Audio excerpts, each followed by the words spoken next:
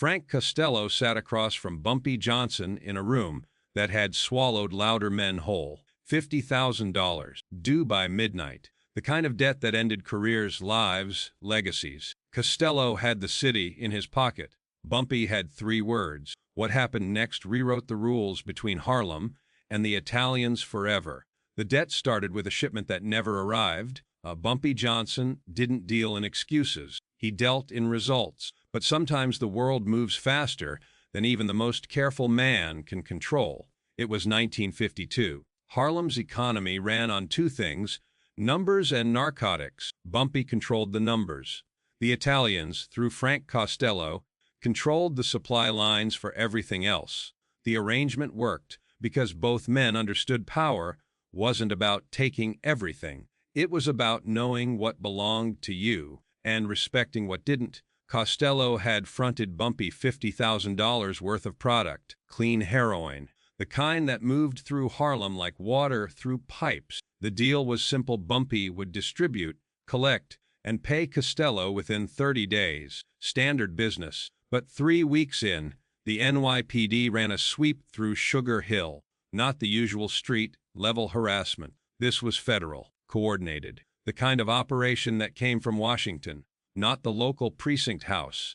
They hit 6 of Bumpy's distribution points in one night, took the product, took the cash, took 3 of his most trusted operators. Bumpy lost everything tied to Costello's shipment in a single evening. The streets whispered. Some said Bumpy had been set up. Others said the Italians wanted him squeezed out and wanted Harlem's drug trade entirely under their thumb. A few even suggested Costello himself had made the call to the feds. Bumpy didn't believe that.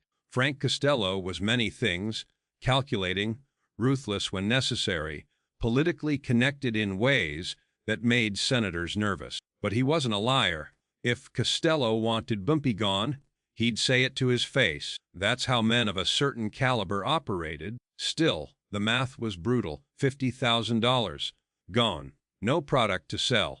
No cash to return. Just a debt that sat between 2 men like a loaded gun on a table. Bumpy could have scrambled. He had resources. He could have leaned on his numbers operation, pulled money from his legitimate fronts, squeezed his own people to make Costello whole. But that would have shown weakness, desperation. And in their world, desperation was blood in the water. So Bumpy did something most men wouldn't have the nerve to do. He waited. He made no excuses, sent no messengers, didn't flood Costello's people with explanations about federal raids and bad luck. He simply let the deadline approach. 30 days came and went. Bumpy didn't pay. That's when the message arrived. Not a threat, not a gun, just a note, delivered by one of Costello's men to the Lenox Lounge, where Bumpy held court most evenings. Midnight, Tuesday, the usual place. Costello wanted to meet. Everyone in Harlem knew what that meant. Debts to the Italian mob didn't disappear. They compounded. They became examples. Bumpy's lieutenants urged him to prepare. Some suggested he should bring cash, at least a portion, enough to show good faith. Others, the younger ones who'd grown up watching Bumpy move through Harlem like gravity itself, suggested he bring guns. Bumpy brought neither. Costello's not a fool, he told them, and neither am I. The truth was more complicated than his people understood. This debt wasn't really about $50,000. Costello had more money than he could spend in 3 lifetimes. This was about something deeper. It was about whether Bumpy Johnson, Harlem's most powerful black man, would bow to the Italian machine that ran New York's underworld, whether he'd accept his place in the hierarchy or demand to be seen as an equal. That's what made the meeting dangerous. Not the money, the principle. Frank Costello didn't make threats. He didn't need to. His reputation did the work for him. In the 5 boroughs, Costello was known as the Prime Minister of the underworld, not because he was the loudest or the most violent, but because he understood power in a way most gangsters never would. He owned judges. Police captains called him for advice. Senators met with him in private dining rooms, where the chandeliers cost more than most men earned in a year. When Costello wanted something, it appeared. When he wanted someone gone, they vanished. not in a hail of bullets, but quietly, efficiently, as if they'd never existed at all. And when Frank Costello was owed money, people paid, always. The stories circulated through New York's underworld like folklore. A Brooklyn loan shark who came up short, found floating in the East River with his pockets filled with stones. A numbers runner who skimmed off the top. His family received his fingers in a shoebox, one knuckle at a time, until the debt was cleared. Costello didn't do these things himself. He didn't have to. He simply made it known what he expected, and the machinery of his organization handled the rest. That was the weight of the midnight deadline, not a conversation, an ultimatum. Bumpy understood this better than most. He'd worked alongside the Italians for years and had navigated the delicate politics of New York's criminal landscape long enough to know how the game was played. Respect was currency, debts were sacred, and a man who didn't honor his word didn't last long, no matter how much power he thought he had. But Harlem was watching. That's what made this different. In Little Italy, in the Bronx, in the Brooklyn docks, Costello's word was law, but Harlem belonged to Bumpy Johnson, had for over a decade. The people there didn't look to the Italians for protection, for order, for justice. They looked at Bumpy. If he showed up at Costello's meeting and begged for more time, if he arrived with half the money and excuses about federal raids, if he bent the knee, Harlem would see it, and everything Bumpy had built would crack. The young guns on the corners, the ones who already thought the old ways were too soft, too compromising, they'd smell weakness. They'd start to wonder if Bumpy Johnson was still the man who'd stood up to Dutch Schultz, who'd survived Luciano, who'd turned Harlem into something more than a neighborhood. But if he didn't show up at all, if he ran or hid or tried to fight, Costello would make an example of him that echo through every black neighborhood in New York. It was a trap with no exits, or so it seemed. The days leading up to the meeting were heavy with tension. Bumpy's people prepared for war without being told to. Guns were cleaned. Alliances were quietly reinforced. The blocks Bumpy controlled went on high alert, but Bumpy himself remained calm. He spent those days the way he always did, playing chess at the Lenox Lounge, visiting the apartment buildings he owned, checking in on the elderly tenants, making sure the heat was working, having dinner with Mamie, his wife, who understood the game better than most men ever would. "You already know what you're going to do," she said to him the night before the meeting. Bumpy smiled, didn't confirm, didn't deny, but she was right. By the time Tuesday arrived, the word had spread through every corner of Harlem. Bumpy Johnson was meeting Frank Costello at midnight. 50,000 on the table. People gathered in the bars, the barber shops, the social clubs. They spoke in low voices about what might happen. Some thought Bumpy would come back with a new arrangement, more time, higher interest, a compromise that kept the peace. Others thought he might not come back at all. The old-timers, the ones who'd seen Bumpy rise from enforcer to king, had a different read. "Bumpy don't bow," one of them said, sitting outside the Red Rooster as the evening stretched toward midnight. "Never has. Won't start now." "Then what's he gonna do?" a younger man asked. The old-timer just shook his head. "Whatever it is, Costello ain't gonna see it coming." The place was a warehouse in the garment district, neutral ground, not Italian territory, not Harlem, somewhere in between, where the rules were understood by both sides but enforced by neither. Bumpy arrived at 11:50, not early enough to seem desperate, not late enough to show disrespect. Timing, in moments like this, was its own language. He came alone, no bodyguards, no lieutenants, no show of force, just Bumpy Johnson in a charcoal suit, walking through a steel door that groaned on its hinges like it was tired of holding secrets.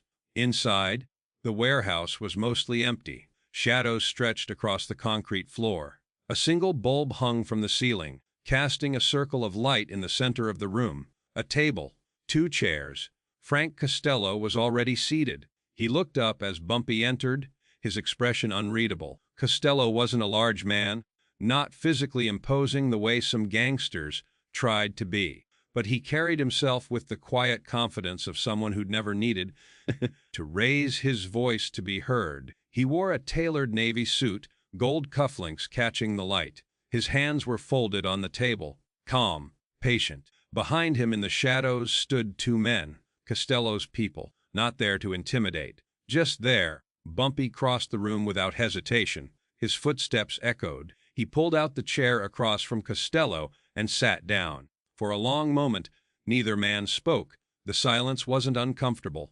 It was tactical. Each man measured the other, reading intention, calculating the shape of what came next. Finally, Costello spoke. "You know why we're here?" It wasn't a question. Bumpy nodded once. "I do. 50,000, Costello said. His voice was even. No anger, no threat, just a fact. 30 days ago. "You don't have it." "No," Bumpy said. "I don't." Another silence. Longer this time. Costello leaned back in his chair slightly, studying Bumpy's face. Most men, sitting across from Frank Costello with an unpaid debt hanging between them, would have been sweating, making excuses, offering alternatives. Bumpy did none of that. He simply sat there, looking Costello in the eye, waiting. "You could have sent word," Costello said eventually. "Explained what happened, the raids, the feds. I would have listened." "Would you have?" Bumpy asked. Costello's mouth twitched. Not quite a smile. "Probably not. But it would have been a smart play." "I'm not here to play smart," Bumpy said. "I'm here to play honestly." Costello tilted his head slightly, intrigued. "Honest? You fronted me a product," Bumpy said. "I lost it. Not because I was careless. Not because I tried to cheat you. But I lost it all the same. That's the truth." "Truth doesn't pay debts," Costello replied. "No," Bumpy agreed.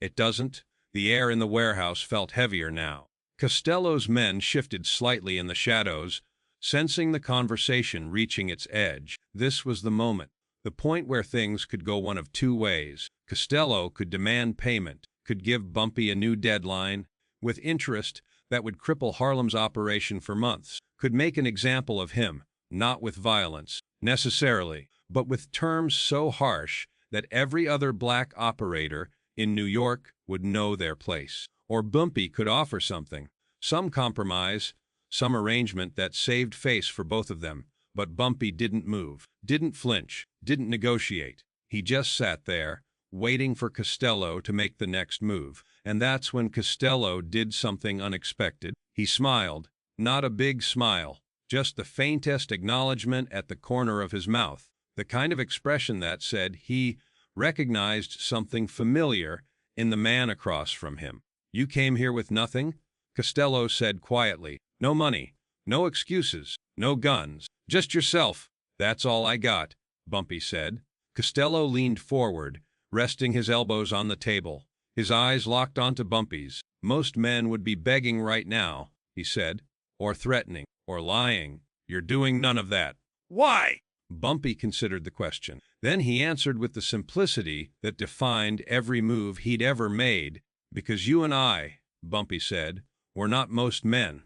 The silence that followed was different from before. It wasn't tense. It was something else. Recognition. Two men who'd spent their lives building empires in a world that tried to destroy them. Two men who understood that power wasn't just about money or muscle. It was about the ability to sit in a room like this, with everything on the line, and not break. Costello studied Bumpy for what felt like a full minute. Then he spoke again, his voice lower now, almost contemplative. "What do you think happens next, Bumpy?" This was it, the moment the entire meeting had been building toward. Bumpy leaned forward slightly, not aggressive, not submissive, just present. And then he said 3 words. "We stay even." That's all Bumpy said. 3 words. Calm, steady, delivered like they were the most obvious truth in the world. Frank Costello didn't respond immediately. He sat perfectly still, his expression unchanged, his hands still folded on the table. But something shifted in the room. The two men in the shadows stopped moving. The air itself seemed to pause, waiting to see which direction this would break. "We stay even?" Costello repeated slowly, testing the weight of the words. Bumpy nodded once. "That's right. You owe me $50,000. Costello said, his voice still measured. You just told me you don't have it, and now you're saying we're even. That's what I'm saying. Most men would have laughed. Some would have been insulted. A few might have reached for a gun. Costello did none of those things. Instead, he leaned back in his chair and asked the only question that mattered. Why? Bumpy didn't hesitate. Because you and I aren't in the business of collecting debts from each other, he said. We're in the business of building something that lasts. You know it. I know it. This 50,000, it's a test. Always has been. Costello's eyes narrowed slightly. Not in anger. In focus. A test of what? Whether I'd break, Bumpy said.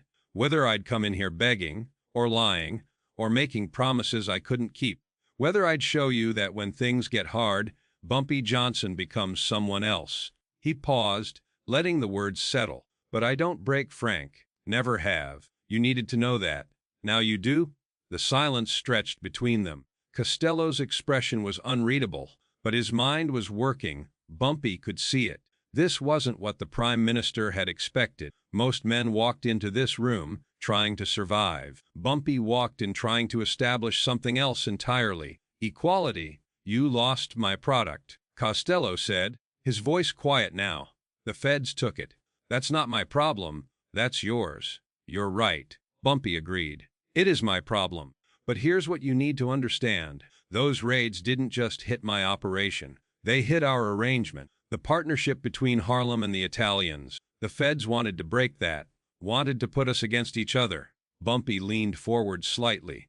If you squeeze me now, if you demand that 50,000 and cripple my operation to get it, you're doing exactly what they want. You're turning allies into enemies. And for what? Money you don't need. A point you've already made? Costello tilted his head. So you're asking me to forgive the debt? No, Bumpy said firmly. I'm telling you we stay even, because that debt goes both ways. Now Costello's eyebrow raised, just slightly. Explain. How many times have I kept the peace in Harlem when your people needed to move product through? Bumpy asked. How many times have I made sure the black operators didn't start a war with the Italians over territory? How many times have I sat down with hotheads on my side and told them Frank Costello is a man of his word, that we don't touch his business, that we respect the arrangement? Bumpy's voice didn't rise. I didn't need to. I've been paying you in ways that don't show up in a ledger, he continued. In stability, in trust, in making sure Harlem doesn't become a problem you have to solve with violence. That's worth more than $50,000, Frank. We both know it. The warehouse fell completely silent. Costello's men exchanged the briefest glance. Even they understood they were witnessing something rare, a negotiation that had nothing to do with money and everything to do with respect. Costello stared at Bumpy for a long moment. Then, slowly, he began to nod. You've got the nerve, he said quietly. I'll give you that. It's not nerve, Bumpy replied. It's math. You're a businessman. So am I. This arrangement works because we both get something out of it. You need Harlem stable. I need access to your supply lines. That's the real transaction. The 50,000 is just noise. Costello almost smiled. Almost. Most men can't see past the number in front of them, he said. They think the debt is the thing. But you're right. The debt isn't the thing. He paused, drumming his fingers once on the table. The thing is whether we can trust each other. When everything falls apart, whether we're partners or just two men doing business until it's convenient to stop. Exactly, Bumpy said. Another long silence. Then Frank Costello did something he almost never did. He extended his hand across the table. We stay even, he said. Bumpy reached out and shook it. Firm, brief, final, even, Bumpy confirmed. Costello released his grip and leaned back. For the first time since Bumpy had entered the warehouse, there was something close to warmth in his expression. You know what you just did? Costello asked. What's that? You made yourself the only black man in New York I consider an equal. Bumpy didn't smile, didn't celebrate. He just nodded once, acknowledging what they both understood. This moment had just rewritten the rules. That's all I ever wanted, Bumpy said quietly. Costello stood. The meeting was over. Go home, Bumpy, he said. take care of Harlem, keep it stable, and next time the feds come sniffing around, you let me know. I've got people who can make that problem disappear before it starts." Bumpy stood as well. Appreciated. They didn't shake hands again. I didn't need to. Bumpy turned and walked back across the warehouse, his footsteps echoing in the empty space. As he reached the door, Costello's voice called out one more time, "Bumpy." He turned. "Those 3 words," Costello said, the faintest trace of a smile on his face. "That took more guts than any gun you could have brought." Bumpy nodded once. Then he walked out into the night. The debt was gone, but something more valuable had taken its place. Respect between empires. Word traveled fast. By the time Bumpy walked back into the Lenox Lounge, just after 1 in the morning, half of Harlem already knew the meeting had happened. They didn't know the details, not yet, but they knew Bumpy had walked in alone and walked out the same way. That told them everything they needed to know. He was still standing. The younger men, who'd been nervously playing cards in the back room, looked up as he entered. Their faces asked the question they didn't dare speak aloud. Bumpy just nodded once and ordered a drink. The tension broke like a fever. Within hours, the story spread through every social club, every corner, every numbered spot in Harlem. Bumpy Johnson had owed Frank Costello $50,000. He'd shown up to the meeting with nothing, and somehow the debt had disappeared. The details got more elaborate with each telling, as they always did. Some said Bumpy had dirt on Costello that made the debt irrelevant. Others claimed he'd offered Costello a percentage of Harlem's entire numbers operation in exchange for forgiveness. But the people closest to Bumpy, the ones who understood how he moved, knew the truth was simpler and more powerful than any rumor. Bumpy hadn't negotiated, hadn't begged, hadn't compromised. He'd simply reminded Frank Costello who he was dealing with, an equal. That distinction changed everything. For years, the relationship between Harlem's black operators and New York's Italian mob had been clearly defined. The Italians controlled the major pipeline, drugs, gambling, political connections. The black neighborhoods operated within that structure, carving out whatever space they could, always careful not to push too hard, always aware of the invisible lines. Bumpy had navigated that world masterfully, building power without threatening the larger machine. But there had always been a ceiling, an understanding that no matter how much influence Bumpy accumulated in Harlem, he was still operating in a system controlled by someone else. That night in the warehouse, Bumpy broke through that ceiling, not with violence, not with money, with 3 words that reframed the entire relationship. "We stay even." It was a declaration, a refusal to accept the hierarchy that everyone else took for granted.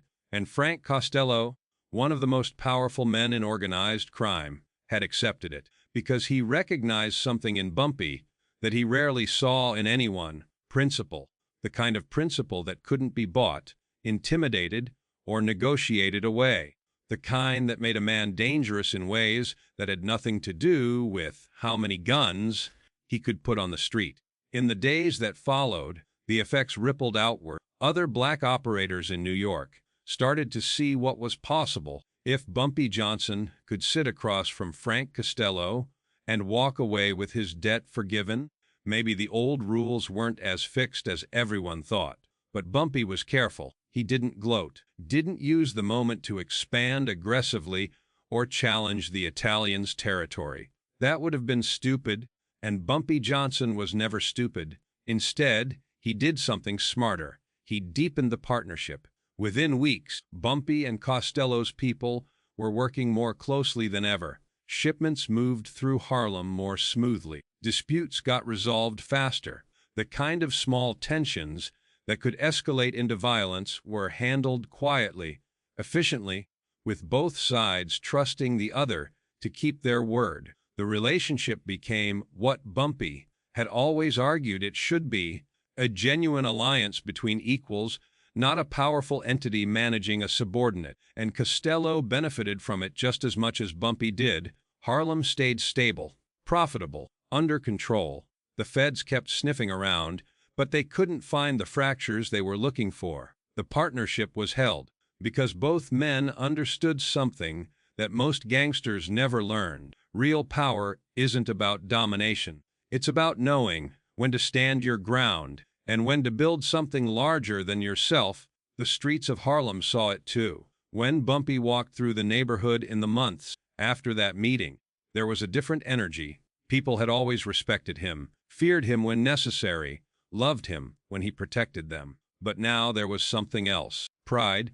Their king hadn't bowed to the Italians, hadn't sold them out, hadn't taken the easy path of submission or the stupid path of violence. He'd done something harder. He'd demanded respect and made it stick. The old-timers who'd watched Bumpy rise from street enforcer to Harlem's most powerful figure, they understood the magnitude of what had happened. They talked about it in barbershops and on stoops, their voices carrying the weight of history. "That's why he's Bumpy," one of them said, sitting outside the Red Rooster on a warm afternoon. "He doesn't just survive. He rewrites the rules while you're trying to figure out the game." But Bumpy himself never talked about it. When people asked what had happened in that warehouse, he'd just smile slightly and change the subject. The details didn't matter to him. What mattered was the outcome.